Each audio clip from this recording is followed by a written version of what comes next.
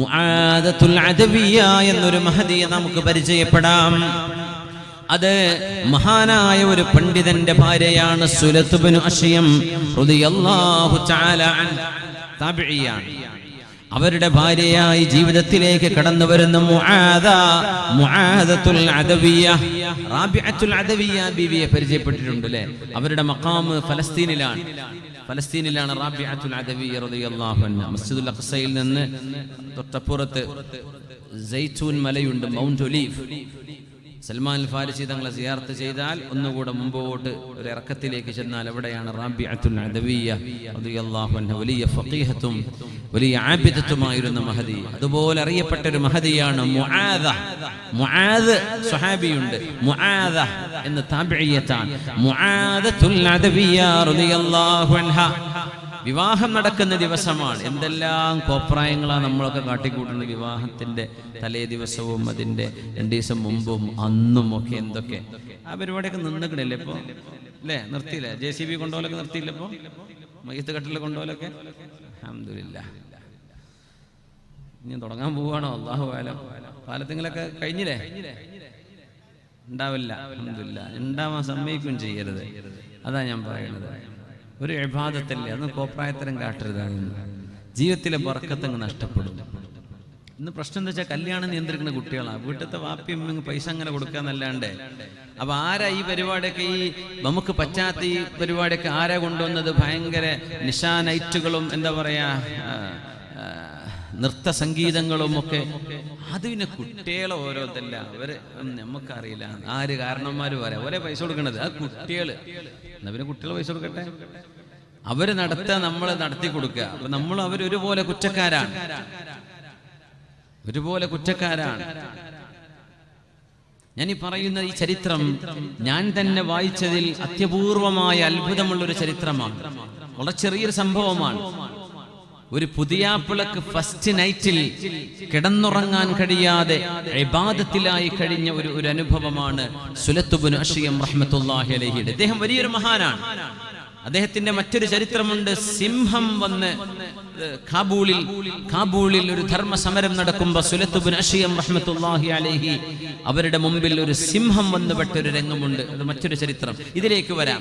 മുആദത്തുൽ അദവിയ്യ റളിയല്ലാഹു അൻഹയെ വിവാഹം ചെയ്യുകയാണ് സുലത്ത് ബിനു അശ്യം തങ്ങൾ. അപ്പൊ അന്ന് കുളിപ്പുരകളാണ്, അന്ന് പെയ്ഡ് ബാത്റൂമുകളുള്ള കാലമാണ്. വീട്ടിൽ കുളിപ്പുരകൾ ഉണ്ടാവില്ല. ചൂടുവെള്ളം കിട്ടണമെങ്കിൽ ചൂടുവെള്ളം കൊടുക്കുന്ന കുളിപ്പുരകളുണ്ട്. അത് നമ്മള് ഇപ്പൊ ബാംഗ്ലൂരിലൊക്കെ ഇപ്പൊ ഉണ്ടോന്ന് അറിയില്ല, ബസ് ഇറങ്ങി ചെന്നാൽ കുളിക്കാൻ ഒരു ചെറിയ ആന്തരിക സോപ്പും ഒരു തോർത്തും തന്നിട്ട് 10 രൂപ 20 രൂപ കൊടുത്താൽ കുളിക്കാൻ പറ്റുന്ന സംവിധാനം അല്ലെ? എപ്പോഴും ഉണ്ടാവും അല്ലേ?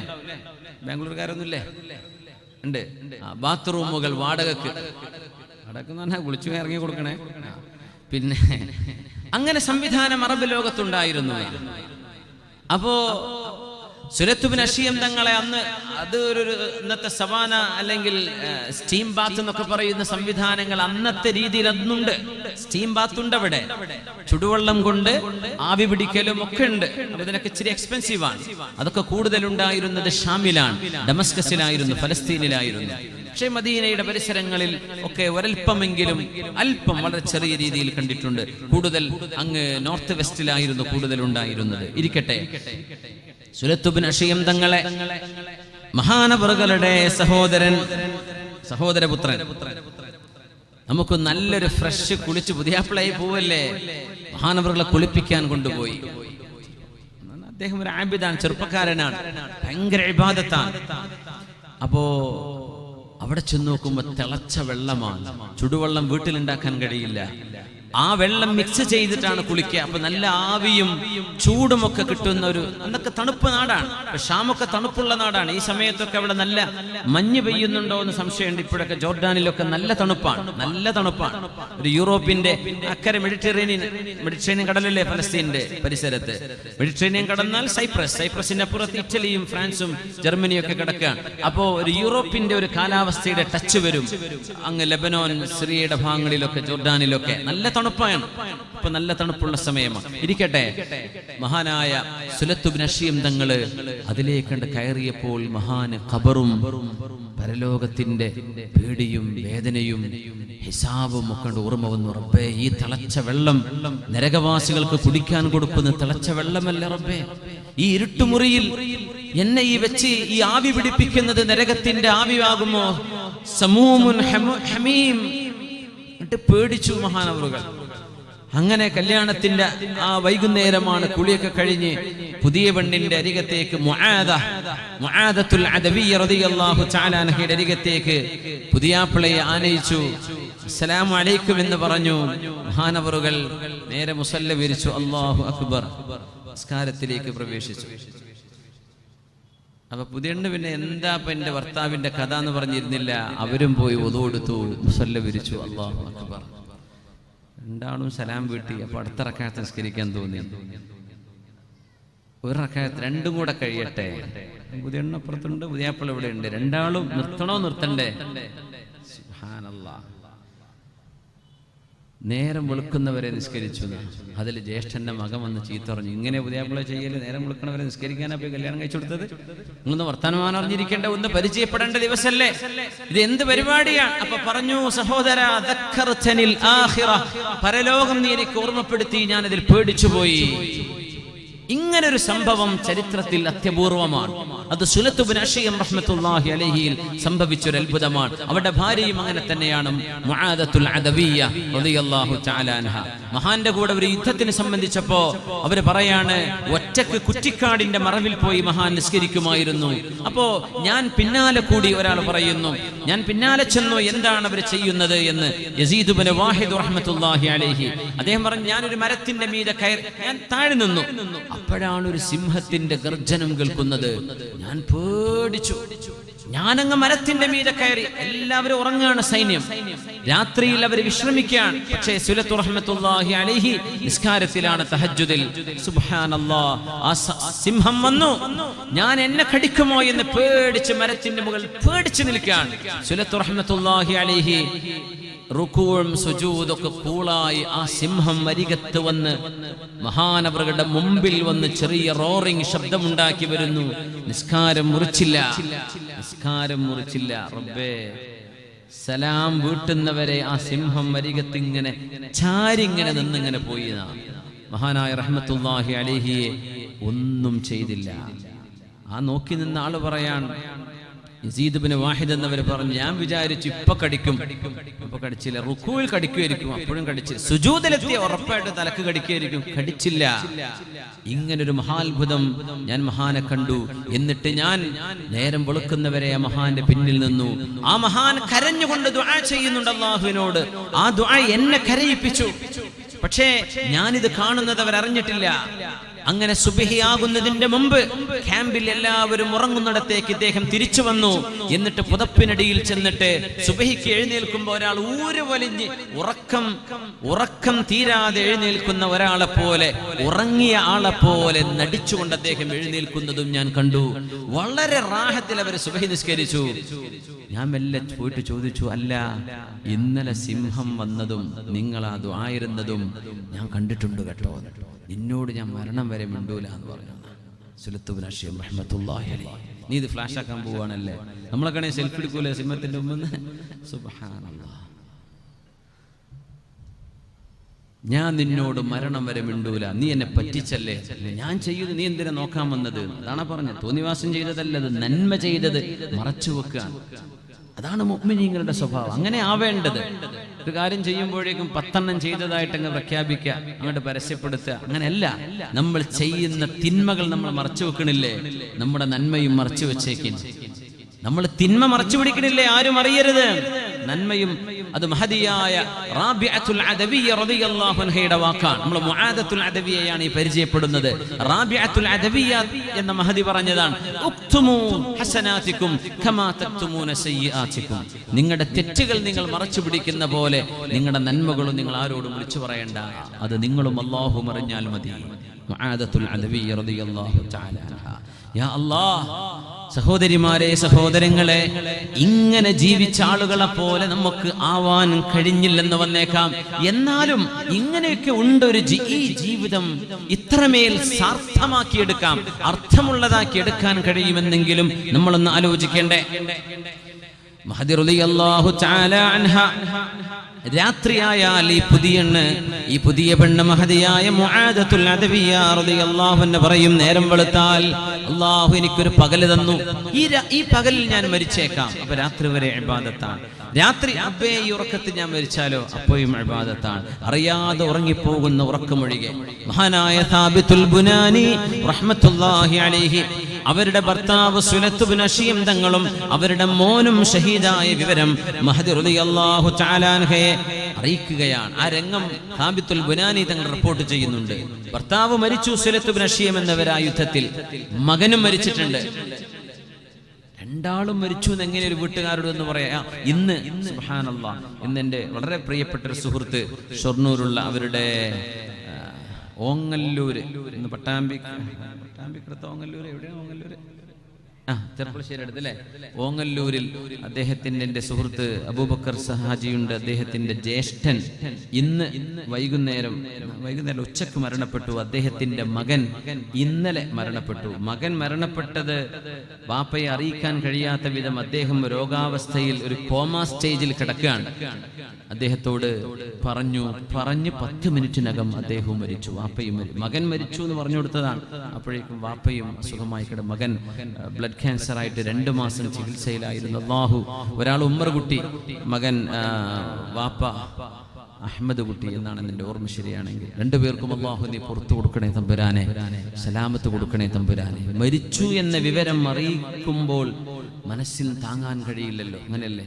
മഹാനായ മുഹമ്മദ് അലി ശിഹാബ് തങ്ങൾ അവറുകൾ അവസാന കാലം തങ്ങൾ അമേരിക്കയിൽ നിന്ന് ചികിത്സ കഴിഞ്ഞ് വന്നപ്പോഴും ഭാര്യ വഫാത്തായത് തങ്ങളോട് അറിയിച്ചിരുന്നില്ല എന്ന്.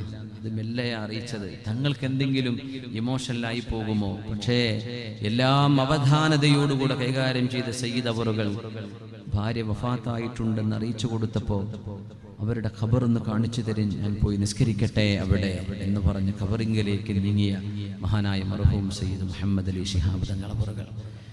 നമുക്കൊക്കെ മരണവാർത്ത സ്വീകരിക്കാൻ വലിയ പ്രയാസമാണ്.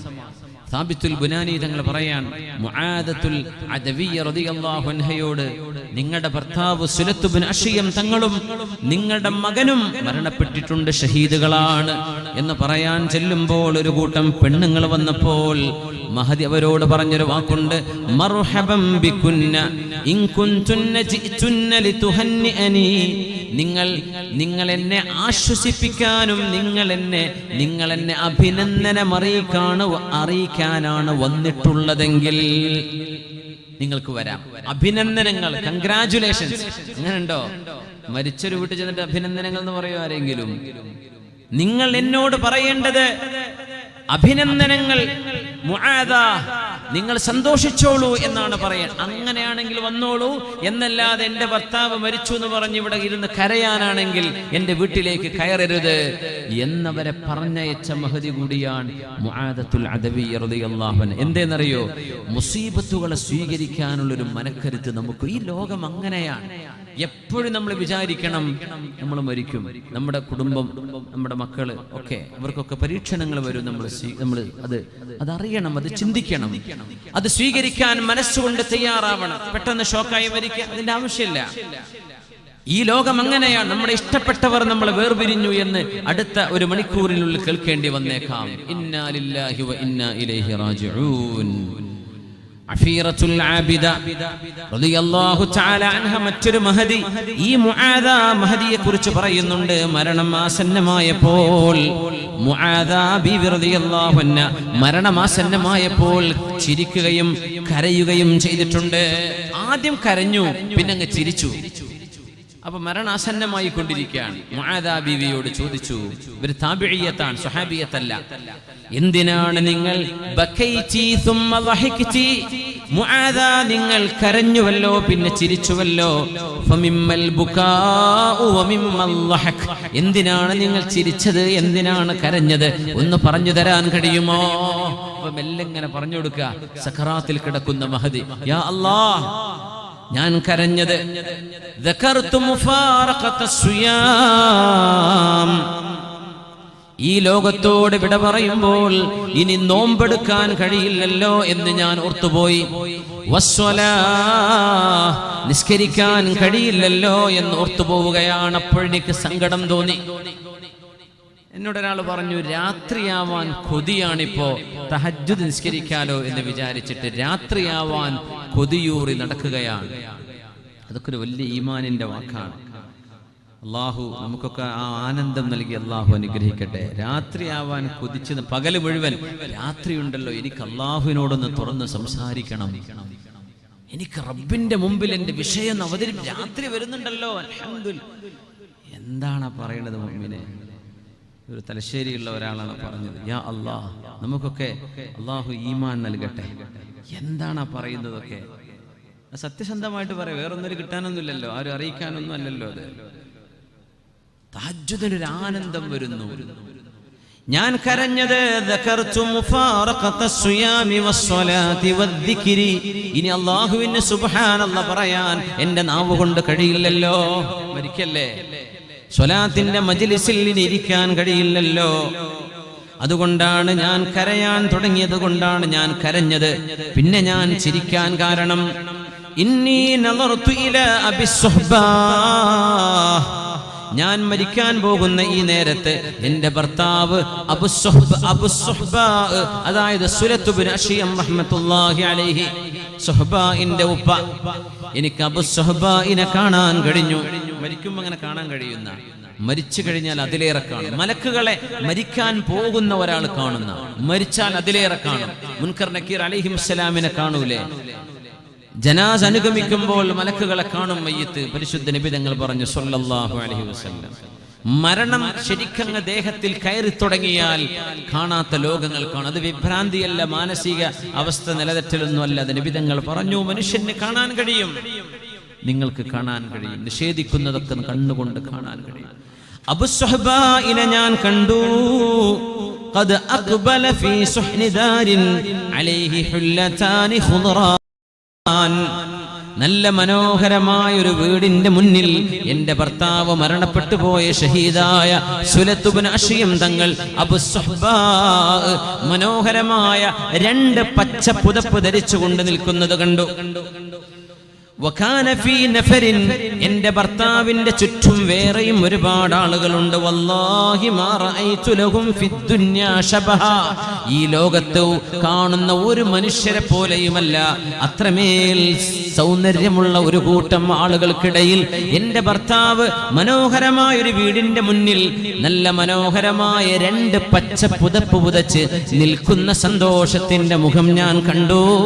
എനിക്ക് ഉറപ്പാവുകയാണ്, എന്നെ സ്വർഗലോകത്തേക്ക് കൊണ്ടുപോകാൻ വിളിക്കാൻ വന്ന പോലെ. അതുകൊണ്ടാണ് ഞാൻ ചിരിച്ചത് എന്ന് മുആദത്തുൽ അദവിയ്യ റളിയല്ലാഹു അൻഹാ. അല്ലാഹു നമുക്കൊക്കെ ഹുസ്നുൽ ആഖിബത്ത് അല്ലാഹു തരട്ടെ, ഹുസ്നുൽ ഖാതിമ, മരിക്കുമ്പോൾ നല്ല നിലക്ക് മരിക്കാനുള്ള ഭാഗ്യം അല്ലാഹു തരട്ടെ. സിനിമ പാട്ടും പാടി നടന്നാൽ അത് പാടിയിട്ടായിരിക്കും മരിക്കുക. സിനിമ ഇഷ്ടപ്പെടുന്ന ആളുകൾ സിനിമ കണ്ടിട്ട് ഇങ്ങനെ റിമോട്ട് ഓഫാക്കാൻ മറന്നിട്ട് ആ കാര്യം മരിക്കുക. കള്ളുടിയന്മാരത് കുടിച്ചിട്ടായിരിക്കും മരിക്കുക. വ്യഭിചാരികൾ വ്യഭിചരിച്ച് ഇങ്ങനെ കിടക്കുന്ന, ജനാബത്ത് പോലും കുടിച്ചിട്ടുണ്ടാവില്ല, അപ്പോഴായിരിക്കും മരിക്കുക. അല്ലാഹു കാത്ത് രക്ഷിക്കട്ടെ.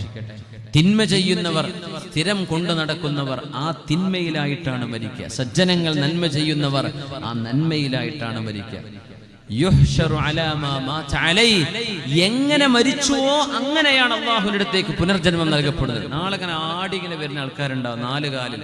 ദുന്യാവിൽ കള്ളുടിച്ച് മരിച്ചതാണ്, വരാൻ കാണാൻ കഴിയും. എങ്ങനെ ഇവിടെ മരിച്ചു അങ്ങനെയാണ് പുനർജന്മം അള്ളാഹു നൽകുന്നത്. മഅദല്ലാഹ്, അള്ളാഹു സ്വാലിഹീങ്ങൾക്ക് നൽകുന്ന പുനർജന്മം അള്ളാഹു നമുക്കും നൽകട്ടെ. ആമീൻ യാ റബ്ബൽ ആലമീൻ. മഹദി റളിയല്ലാഹു തആല അൻഹ ജീവിക്കാൻ ഇഷ്ടപ്പെടുന്ന നേരത്തെ മഹദി ജീവിതത്തിന്റെ ആനന്ദം ഏത് വഴിയിലൂടെയാണെന്ന് പറഞ്ഞു. തന്റെ ഭർത്താവ് ഷഹീദാണ് സുലത്ത് ബിൻ അശിയം എന്നവർ ലോകത്തോട് വിട പറഞ്ഞതിൽ പിന്നെ മഹദി റളിയല്ലാഹു അൻഹു ഒരു തലയണ വെച്ച് ഉറങ്ങിയിട്ടില്ലത്രേ. മകളോട് പറഞ്ഞു, അത് മുലകുടി ബന്ധമുള്ള ഒരു മോളാണ്, അവരോട് പറഞ്ഞു, മോളെ വല്ലാഹി യാ ബുനയ്യ, എന്റെ മോളെ, എന്റെ ഭർത്താവിന്റെ മരണശേഷം ഞാൻ ജീവിക്കാൻ ഇഷ്ടപ്പെടുന്നത് നല്ല ഭക്ഷണം കഴിക്കാനോ അല്ലെങ്കിൽ ഇവിടെ ആസ്വദിക്കാനോ അല്ല. പക്ഷേ ഞാൻ ജീവിക്കാൻ ഇനി ഇഷ്ടപ്പെടുന്നത് അല്ലാഹുവിലേക്ക് വസീലകളിലൂടെ അല്ലാഹുവിലേക്ക് അടുക്കാനാണ്. ജീവിച്ചിരിക്കുമ്പോഴല്ലേ നന്മ ചെയ്യാൻ കഴിയുകയുള്ളൂ. ലഅല്ലഹു യജ്മഉനി വബൈന അബിസ്സുഹ്ബാ വവലദിഹി ഫിൽ ജന്ന. നാളെ സ്വർഗ്ഗത്തിൽ അബുസ്സുഹ്ബാന്റെ കൂടെ എൻ്റെ മകന്റെ കൂടെ സ്വർഗ്ഗത്തിൽ ഒരുമിച്ച് കൂടാൻ ഞാനൊന്ന് അധ്വാനിക്കണ്ടേ? അതിനാണ് ഞാൻ വരുന്നത്, അതിനാ ഞാൻ ഇനി ജീവിക്കുന്നത്. മരിച്ചത് പുഞ്ചിരിച്ചുകൊണ്ട്.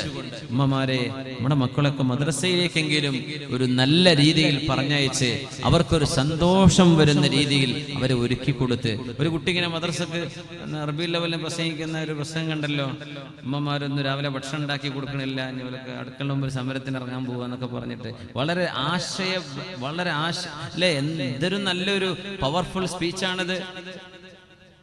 രാവിലെ കുട്ടിക്ക് ബിസ്ക്കറ്റും തണുത്ത ചായയും കൊടുത്തിട്ടാണ് വിടുന്നത്. പിന്നെ എങ്ങനെ ഞങ്ങൾക്ക് ഉസ്താദിന്റെ വക രണ്ടടി വേറെയും അങ്ങനെ ആകെ ഉറക്കം തൂങ്ങി ഉന്മേഷമില്ലാതെ മദ്രസക്ക് പോകുന്നത്. ഞങ്ങൾക്കൊരു നല്ല ഭക്ഷണന്മാരെ ഈ വാട്സപ്പൊക്കെ ഒന്ന് കൂട്ടിച്ചുണ്ടാക്കി തന്നൂടെ? ഇനിയും ഒരു നല്ല ചായയും കടിയും തരുന്നില്ലെങ്കിൽ ഞങ്ങൾ ഇനി അടുക്കളുടെ മുമ്പിൽ നിരാഹാര സമരം കിടക്കാൻ തന്നെ തീരുമാനിച്ചു എന്നൊക്കെ പറഞ്ഞ് ഒരു കൊച്ചു കുട്ടിയുടെ ഒരു രസകരമായ ഒരു ഭാഷണം. അതൊക്കെ റബീഉൽ അവ്വലിന്റെ സമയത്തേ കിട്ടുള്ളൂ. അത് ഹറാമെന്ന് പറഞ്ഞു നടന്നാൽ പിന്നെ ഇതൊന്നും കേൾക്കാനുള്ള അവസരം ഉണ്ടാവില്ല. അപ്പോ ഇതൊരു വലിയ മെസ്സേജാണ്. നമ്മൾ നമ്മുടെ ദീനിനോട് കാണിക്കുന്ന അഭിനിവേശം, അതിനോട് കാണിക്കേണ്ട സ്നേഹം, അത് കുറഞ്ഞു പോകുന്നതിന്റെ ഒരു ലക്ഷണമാണത്. സ്കൂളിലൊക്കെ പോകണമെങ്കിൽ ഷൂ ഒക്കെ കറക്റ്റ് തന്നെയല്ലേ? സോക്സ് എടുത്തില്ലേ? നിറം മാറിയിട്ടൊന്നുമില്ലല്ലോ? റൈറ്റ് ടു ലെഫ്റ്റ് ഒക്കെ ഓക്കെ അല്ലേ? ബാഗ് എടുത്തോ, അതെടുത്തോ, ഇതെടുത്തോ? ബസ് വരാനായി ഇപ്പൊ തന്നെ പോയിരുന്നോ? മദ്രസക്ക് ആ കുട്ടി പല്ലും തേക്കാണ്ടങ്ങ് എഴുന്നേറ്റ് ഉമ്മ വന്നതും പോയതും വന്നതും ഉമ്മ അറിഞ്ഞിട്ടില്ല. അപ്പോഴൊക്കെ ഉമ്മ ഉറങ്ങാണ്. അങ്ങനത്തെ എത്ര വീടുകളുണ്ട് മുഅ്മിനെ? നമ്മൾ ആലോചിച്ച് നോക്കി. എന്താണെന്നറിയോ, നമുക്കതിൻ്റെ വില മനസ്സിലാവാത്തത്. ഒരു ഇസ്ലാമിലേക്ക് കടന്നു വന്ന ഒരു പൊതു മുസ്ലിം, അവരുടെ കൽബിലെ ഈമാനെങ്കിലും നമുക്ക് വേണമെന്ന് പറയാം. അവരുടെ കൽബിലെ ഈമാൻ എത്ര വലിയ ഈമാനാണ് അവർക്ക്. നമുക്കിതിന് വെറുതെ കിടും. ഏതൊരു സാധനം വെറുതെ കൊടുത്താൽ വില ഉണ്ടാവില്ല എന്ന് പറഞ്ഞ വെറുതെ അല്ല അല്ലേ? നമുക്കത് വെറുതെ കിട്ടിയപ്പോൾ നമുക്ക് വില മനസ്സിലായിട്ടില്ല. ഇതിനൊക്കെ ദാഹിച്ച് നടക്കുന്ന ആളുകളുണ്ട് മുഅ്മിനീങ്ങളെ. അല്ലാഹു നമുക്ക് ഈമാനിന്റെ മധുരം അല്ലാഹു അറിയാൻ തൗഫീഖ് നൽകട്ടെ. ആമീൻ യാ റബ്ബൽ ആലമീൻ.